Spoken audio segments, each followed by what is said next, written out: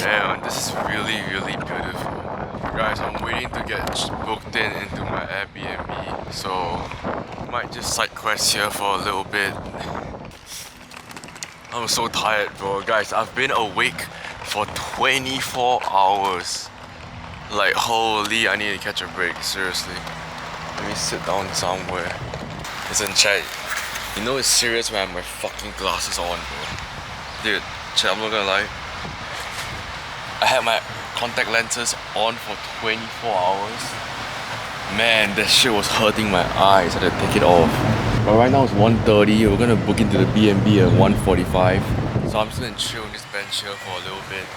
Maybe talk to you guys for a while. But life has kind of been... It's been weird. Let me put my back down. Life has been weird. And by weird, doesn't mean bad. When it comes to me as a person and me kind of growing the business, I would say we are growing every day. Me personally, I have been really, really productive the last couple, 3-4 weeks. And I'm really, really happy about that. I think this trip leaving Singapore is gonna give me more clarity, and I just want to meet new people and just kind of get out of my comfort zone for a little bit. You know, Singapore was getting a toll on me. It was too repetitive. It got too repetitive. So I'm out here for 3 weeks. It should calm me down here. I'm honestly pretty excited. I just cannot wait to go to the B&B, man. I'm so musty right now. Holy fuck. And I went to the gym just now. Crazy pump. I'm gonna catch you guys when I book in. I know I said this like 4 times already.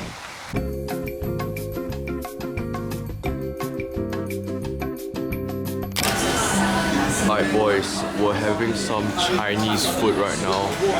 Some random ass dumpling store. But let's do a quick check on how the Shopify store is doing. Look, we are currently at a 10k day right now.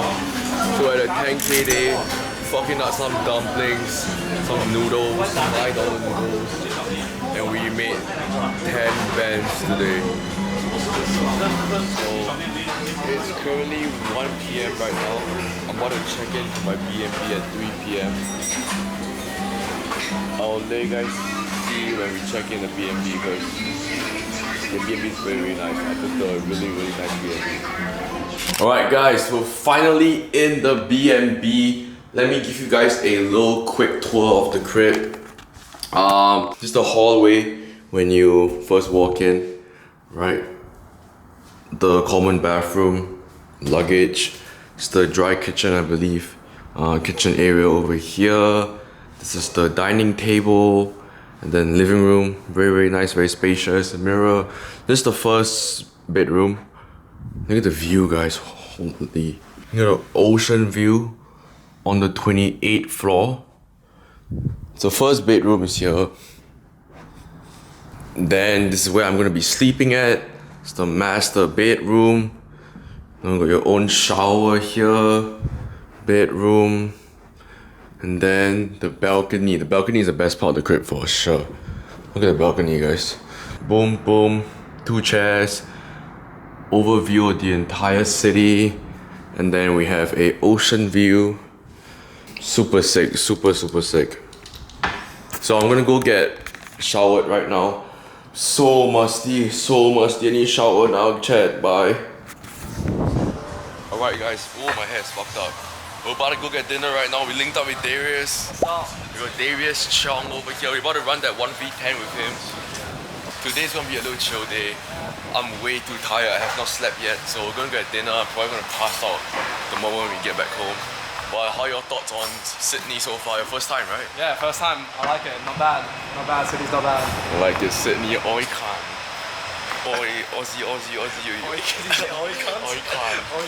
Oi can. Okay, let me If I say the word can, I'll get slapped in my family household. Let me chill.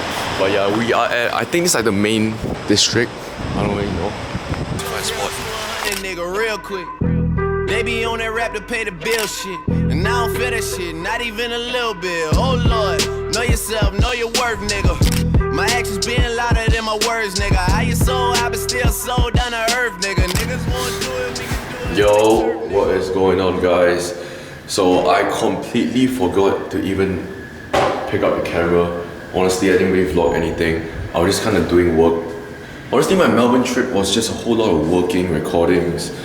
So I didn't really get much time to vlog, but we have the camera now. We're about to head to the gym right now. I'm about to go fitness first. Then we'll probably get some gym clips, so there might be a little gym segment in the vlog. But other than that, my honest opinions on Melbourne, I like Sydney more, not gonna lie. I like Sydney more because of the people. Just it's more of a city vibe, you know, and this lift is sick.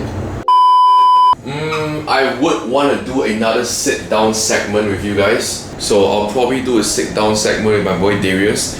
And yeah, I just completed a webinar as well. So this webinar we closed like 400 people in the call. Then we had an additional 150. So if you're watching this video right now and you attended the webinar, I appreciate it so much. Like genuinely, it means the world to me because I spent a lot of time setting up this webinar. I just want to make it insanely educational for you guys. And check out the view. We're in Melbourne, baby. Let me find my Uber real quick. Okay guys, I'll probably have to go find my Uber. Alright, see you guys. Ooh, my hair is fucked up. But take a look at this. The city is pretty when it's there, just like a flower. What colors the CN Towers? Red tonight, just like the text I sent you from the bed tonight. Read it cause I finally think I said things right. Boys, we're at the gym right now, hitting chest and back. Look at the boys right here. See what's up to the vlog. What's up? What are we gonna hit? Hitting triceps right now. You gonna join me for this set? Right now we're at fitness first. Check this camera out, bro. Editor, can you play some white girl music while we do the montage?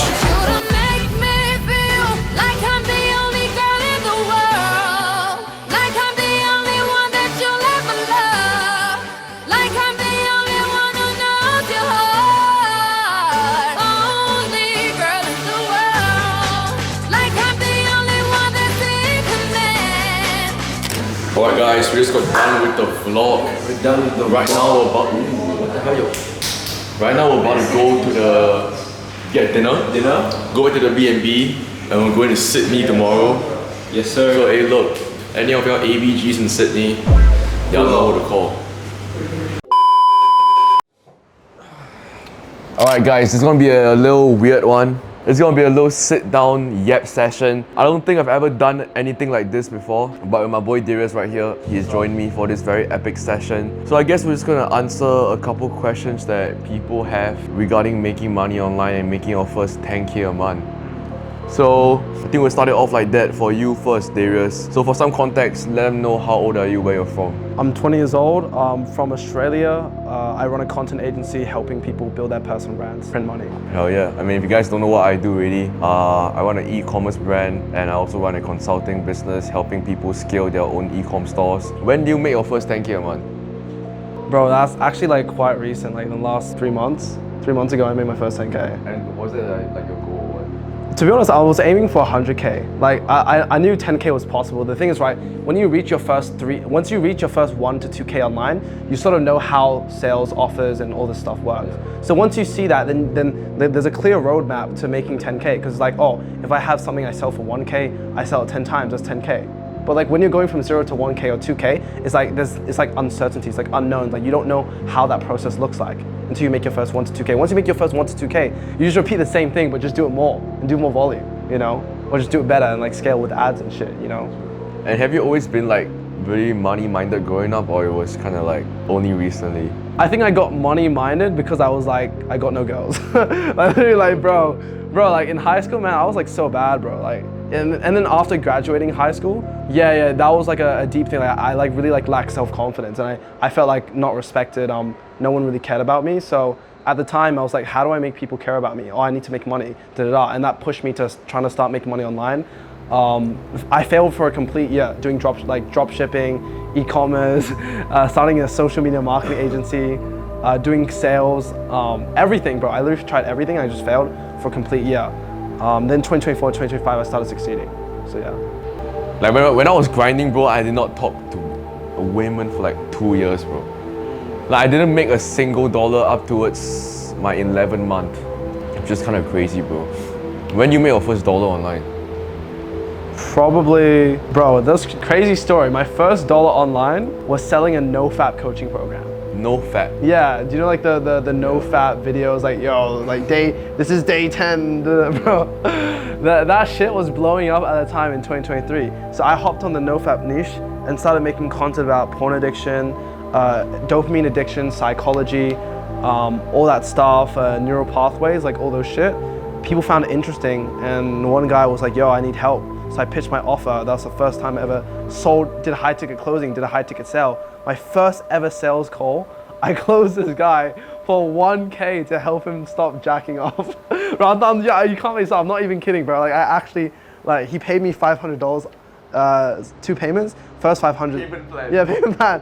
You pay me $500 on the first payment, then 500 the next month. Yeah. Damn. My first dollar online was when I was 9. I was playing this game called Growtopia. With some like digital currency, and I met this 40-year-old guy in real life, and I was like 9 years old, and I was selling my in-game currencies, and he would give me cash, bro. Like, I'm not gonna lie, bro, I've been like this since a kid, since a jit. I was grinding, bro, and I was selling those, you know, those country erasers. Country erasers, what's that? Like erasers, but there's country on it, like an eraser with a country shape? Yeah, okay, yeah, I was selling that in primary school, bro, and I feel like entrepreneurship, you either have it in you or you don't. Like some people, you can grind it out, but actually no, I'm lying.